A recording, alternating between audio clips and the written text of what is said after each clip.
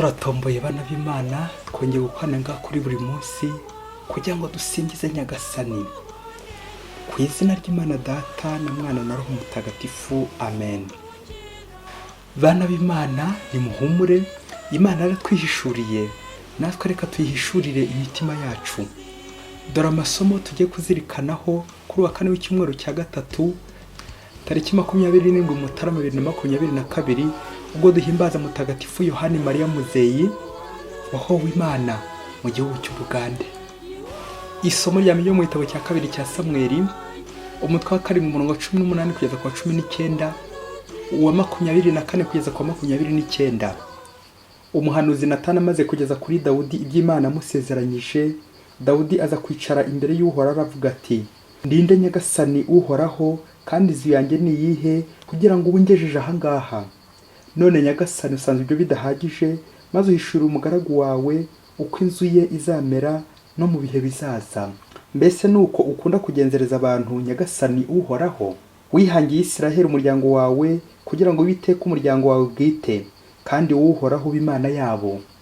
None rero Uhoraho Imana yanjye, ijambo wavuze ku mugaragu wawe n'urubyaro rwe urikomeze iteka kandi urirangize uko wabyivugiye. Izina ryawe nirikuzwe iteka ryose, kandi bavuge bati: Uhoraho umugaba w'ingabo ni Imana y'Isiraheli. Nuko inzu ya Dawudi umugaragu wawe izakomera imbere yawe, kuko ari wowe ubwawe Uhoraho umugaba w'ingabo, Mana y'Isiraheli, wabihishuriye umugaragu wawe uvuga uti: nzakubakira inzu. Ngiyi impamvu umugaragu wawe yatinyutse kuvuga iri sengesho. Ikindi kandi Nyagasani Uhoraho ni wowe Mana. Amagambo yawe akaba ukuri, kandi ukaba usezeranyije umugaragu wawe iryo hirwe.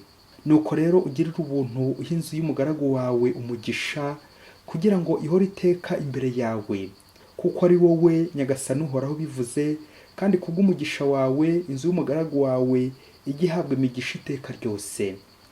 Iryo ni ijambo ry'Imana. Zaburi ni 132.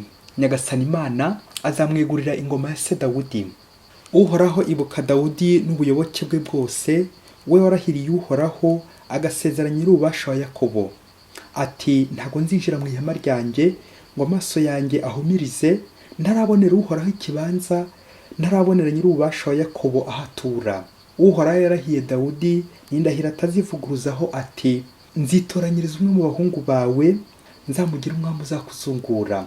Abahungu bawe nibakomeye isezerano twagiranye n'amatangazo namenyesheje, abahungu babo nabo bazicara ku ntebe yawe y'ubwami ubuziraherezo.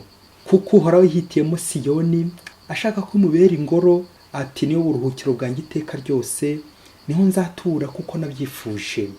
Nyagasani Imana azamwegurira ingoma ya se Dawudi. Nyagasani Yesu nabane namwe. Amagambo mu Ivanjiri ntagatifu uko yanditswe na Mariko, umutwe wa 4:21 kugeza ku 25. Muri icyo gihe yongera kubwira abigishwa be uyu mugani ati: harya bazana itara kugira ngo baryubikeho ikibo, cyangwa barishyire munsi y'urutara? Si ukugira ngo rishyirwe ku gitereko cyaryo? Koko rero nta cyahisho kitazahishurwa, nta n'ibanga rizahera ritamenyekanye. Ufite amatwi yo kumva niyumve. Arongera aravuga ati: mwitondere ibyo mwumva. Igipimisho muzageresha nicyo namwe muzagererwamo, ndetse muzarengerezwaho. Kuko ufite byinshi azongererwa, naho ufite bike nabyo akazabyakwa. Iyo ni Ivanjiri ntagatifu. Amahoro bana b'Imana, nidukomere kuri Kristo, nibwo tuzakomera koko. Amasomo y'uyu munsi aradufasha kuzirikana ku ngingo igira iti: nta gihishe kitazahishurwa. Ahasigaye no kumenya icyo uhishe, icyo mpishe, cyiza cyangwa kibi. Akayamvugo ngo ntawivuga mabi ameza ahari. Wasanga ngaragaza ibyiza gusa inyuma, ariko imbere hari kabutindi. Kandi byaba wasanga nibona niyerekana igihe gusa meze neza, ariko hagize urunguruka imbere kubihisheyo kaba kabaye. Icyo gihe nkarakara. Ibyahishuwe babyeyi, byose Imana irabihishura. Mu isomo rya mbere hari ikintu cyiza Imana ihishuriye Dawudi kiri mu mugambi wayo gukiza abantu, ari uzubakira Dawudi inzu. None Dawudi ariyamiriye ati: ndinde Nyagasani Uhoraho, kandi inzu yanjye ni iyihe kugira ngo wigejeje aha ngaha? None Nyagasani, usanze ibyo bidahagije, maze uhishurira umugaragu wawe uko inzu izamera no mu bihe bizaza. Amen. Mbere Dawudi yumvaga iyo nzu azubakira Uhoraho izaba inzu ikomeye yubakishije nk'amasederi cyangwa nk'amabuye, sima n'umucanga by'ubu ngubu, ariko inzu Imana izubakira Dawudi mu buhanuzi n'umwana wa Yezu Kristo izohereza ku isi ufite inkomoko mu muryango wa Dawudi. Yezu rero niyo nzu y'Imana, le temple de Dieu. Ngiryo ibanga rero Imana ihishuriye Dawudi, kado ikomeye Imana izaha isi yose, ibanga ry'umukiro w'isi yose. N'umuririmbyi wa Zaburi yagize ati, Nyagasani Imana azamwegurira ingoma ya se Dawudi, umucunguzi afite inkomoko kwa Dawudi. Naho uyu munsi mu ivanjiri, mu kigereranyo cy'itara kigomba gushyirwa ahabona, mu kigereranyo cy'itara rigomba gushyirwa ahabona kugira ngo rimurikire abantu bose, Yezu mu ivanjiri y'uyu munsi araburira abigishwa be kwitondera ibyo bahishe. Za kabutindi babyeyi, niba ari amabanga y'Imana sava, amabanga y'ingoma y'ijuru ni byiza pe, ariko niba ari imigambi ya sekibi ni bibi, kuko nyine nta gihishe kitazahishurwa, nta n'ibanga rizahera ritamenyekanye. Tukitondere rero ko tugendereza abandi, kuko icyo gipimisho tugeresha aricyo natwe bazatugereramo. Rero ntukamere nk'aho umukobwa wagiye kwa muganga kubyara, nuko akabwira mugenzi we ati, ntuzigire uvuga ko ntwite, n'ibanga nkubikije nk'inshuti yanjye magara. Babyeyi nyumvira ibanga riraho pe. Ese mukristo umuvandimwe, mu mabanga ubitse nta shitani yakubikije ngo yajugunye hakiri kare? Wahirwa pe, ntuzavuge ko ntwite. Birumvikana iyo ubitse ibanga ry'Imana nka Bikira Mariya urahirwa. Naho amabanga yose mabi y'imigambi mibisha, ayo ngayo arabora. Nibwo uzabona ibyari amabanga byahindutse amabati, bigatangira bikabomborana, bigasakuza, kuko nyine ikibi kivuza induru, naho icyiza nta n'uru kivuza burya. Urusaku n'akavuyo nyine bikaba byose. Uzahungira he umunsi ikibi kikurimo cyavugije induru? Ibaze nanjye nibaze. Hirya kure muri Afurika, très loin, umukobwa wigaga muri segonderi yigeze kubyarira iwabo ikinyendaro. Ubwo birumvikana ahise acikiza amashuri kugeza abyaye, kugira ngo rero akomeze kwiga kandi azibonera umugabo bitamuruhije. Nuko afata umwana amwandikaho iwabo se na nyina, sekuru na nyirakuru babyeyi. Kandi byaba sogokuru akaba papa na nyogokuru akaba mama. Wagize se ngo bene amahano muri Afurika ntiyaba? Bene aba bana bameze nka za matera za double, ubuse kera kabaye ntiyazavamo kirumira habiri. Urumva uyu mwana afite seho sekuru, akongera akagira nyina ho nyirakuru. Iri ni iki babyeyi? Umukecuru ati, uri Rwanda uzabona. Nuko inkuru y'umwana isubira inyuma, wa mukobwa wacongera kwigira neza, yongera kwisiga ingohe. Nuko asubira mu ishuri. Ageze mu ishuri ahura n'undi musore, nuko barakundana nk'umukobwa n'umusore nyine bazabana. Igihe rero kiza kugera, baza gukora ubukwe barabana, ntawe uzi icyo undi yasize ku ivuko. Hagati aho umusore nako umugabo nawe arafite abana 3 yabyaye ku mpande. Ubwo yasize mu gihuru birumvikana, akajya bitaho rwihishwa muri wa mutungo wabo bombi. N'umugore nawe akajya yita rwihishwa kuri wa undi yasize iwabo. Bose bagakora mu mutungo wabo rwihishwa. Ariko icyabaje bari uburyo binjiza amafaranga menshi, kuko bari abakozi bakomeye, ariko bakabona nta kintu gikomeye bageraho. Batangiye kwitana bamwana rero, ariko ngo banzura ko ubwo yari inyatsi bafite mu rugo rwabo, ngo nuko baroga ngo asanga ari abaturanyi batangiye kubagirira ishyari. Inyatsi yagowe babyeyi. Ngo umunsi umwe rero muri icyo gihugu bari barimo, leta yaho ngaho iza kuzana politike nziza yo kwita ku bana bose, kuko hari impfu z'abana ku buryo bukabije, la mortalité infantile. Noneho bagashishikariza ababyeyi kome motivation, bityo umubyeyi wese ufite umwana akamwiyandikaho, akagihembwa bishimishije amadolari 5,000 agomba gutungisha buri mwana ku mwaka. Ubwo ufite abana benshi birumvikana agakubirwa, akajya ahembwa by'agatangaza. Wa mugore yumvise ako gahembo iyo motivation, yatekereza n'ubundi ko ari usanzwe umwitaho rwihishwa iwabo, nuko yigiye inama ajya kumureba iwabo, amuzaniwe amwereka umugabo. Ibaze nawe ko yamwishimiye umugabo nawe yumva bimukoza ahantu. Umugabo nawe ati, ariko kugira ngo tujye duhembwa menshi tuyoreshe nk'igitiyo, madamu rero nanjye narakoze umushinga urambye wo kwiteganyiriza ejo hazaza.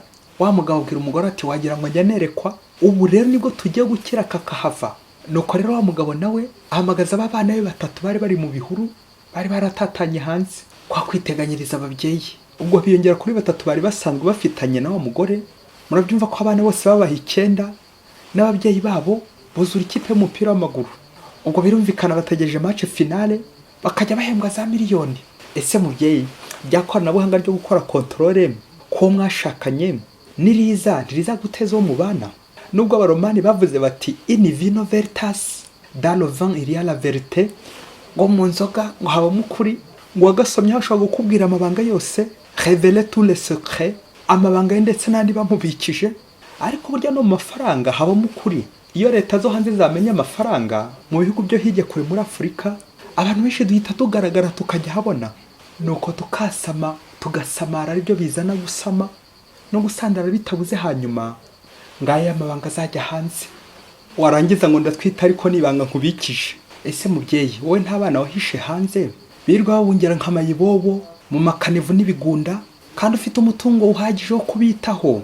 Warabihakanye, wajya ngo umuhanda wabaye impetso, niwe uzagufasha kubarera. Wowe wakorera mu ikanivu wabyishimira? Uburere burutuvuke ababyeyi. Nuko rero ababyeyi, kuri umunsi wo guhishura, nimureke abana batahe mu nzu, nimubahishure, kuko igihe kizagera uburenganzira bw'umwana bwubahirizwe. Erega umwana ni uwa babiri, umugabo n'umugore bagomba kwita ku bana, nuko bakabarera bombi. Nuko rero muvandimwe, uyu munsi utekereze ku migambi mibisha waba warahishe mu mutima, ndetse n'indi myinshi wagiye ushaka kwishoramo. Tekereza abantu wishe mu mutima, abo wagiye ugambanira, abo wagiye uhigirira kugira nabi, ibyo washatse kunyereza, ibyo wakoze guhishwa byose bigayitse, biteye isoni yewe n'inkeke. Si no guhishura byerekeye Yezu, bityo uzi niko kudasubira inzira y'umwijima, bityo nawe uhore wishimira ko ibyo ubitse bigutere n'ishema, ndetse ari byo gukiza abandi, biri mu mugambi w'Imana wo gucungura abantu, cy'isezerano Imana yagiriye Dawudi. Birumvikana mu Kristo umuvandimwe, ujye wikabakaba pe, wisake. Niba hari amabanga ya shitani ubitse, yiyambura uve mu bucakara bw'icyaha, wigobotora hakiri kare sekibi, bityo imigisha y'Imana igusendere. Ujye wicara ukora umwisozo uti, nk'uwo tubana aramutse amenya ibyo mukorera bibi, ukaba arakuyemo ina nk'ubugera kabiri, ukajya umwishushanyaho ko umukunda, kandi arimo kumucurira imigambi mibisha, kandi aho kwisubiraho ukaba arakomeje akageso kawe, uti nta ngufuri ndiho ntibazabimenya. Ninde se uzabimenya? Yabibwirwa n'iki? Nubwo nta wundi muntu wabibonye, ariko Imana yo irabibona. Wasanga ibyo ari shitani uri kubitambagiramo. Umuhanga ati, muvandimwe, uramutse wikosoye mbere, ntawe uraza kugukosora, ntawe uraza kuguha za romarike, ugahinduka mbere ntawe uraza kuguhindura, ukinjira mu buzima bwawe bwose ugahatambagira, ntawe urabwinjiramo, ukiganiriza, ukikosora, ukireba, ukareba itagenda ukabikosora hakiri kare. Ndakubwiza ukuri, wabaho ntacyo wikanga, naho witegereje ko abandi babibona ngo bazi bagukosore, bakugira inama, za ntumwa ziza gukuburira. Kabaye, ndakubwiza ukuri, niyo bakweretse ukuri ibitari kugenda neza, ubanza gutera imigeri, ukabanza ugatukana, ukivumbura, ukarakara. Ubwo icyari ikosora nyine kigakomeza kigahinduka ikosa. Yaba nerekaga Yezu aho ngenda nawe agakosora buri munsi, nanjye nkajya ngenda nemye buri munsi, aho kugenda nububa kubera ibibi nkikiye. Yezu wacu, utubabarire ibyaha byacu, uturinde umuriro w'iteka. Amen. Mwese Imana ibaho umugisha. Imana Data na Mwana na Roho Mutagatifu. Amen. Padiri Masumbuko Ladislas wa Diyosezi ya Cyangugu. Yesu Mukiza.